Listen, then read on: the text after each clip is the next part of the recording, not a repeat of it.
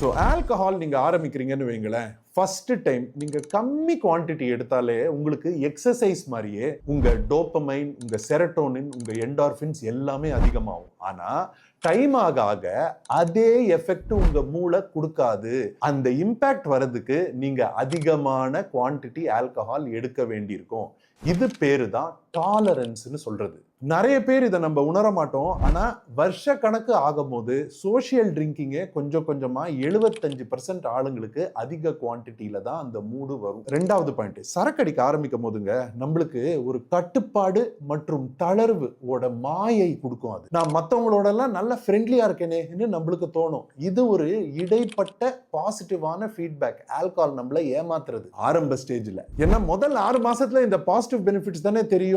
மற்ற பிரச்சனைகள்லாம் நம்மளுக்கு லேட்டா தானே இங்க வரும். ஆல்கஹாலால பிரச்சனை நம்மளுக்கு வந்துருச்சுன்னு வைங்க, அந்த டைம்ல நம்மளுக்கு மேனேஜ் பண்றது கஷ்டமா இருக்கும். ஆல்கஹால் ஒரு மாயை. மூணாவது பாயிண்ட், அறிவாற்றல் மாறுபாடு. நிறைய பேர் நம்ம சரக்கடிக்க ஆரம்பிக்கும் போது லிவரை மட்டும் தான் ஃபோக்கஸ் பண்ணுவோம். என் லிவர் நல்லா இருக்கு, எனக்கு ஒன்றும் பிரச்சனை இல்லை, நான் ஸ்கேன் எல்லாம் பண்ணிட்டேன், என்சைம்ஸ் எல்லாம் நல்லா இருக்கு. நம்ம லிவரை மட்டும் பார்க்க கூடாது.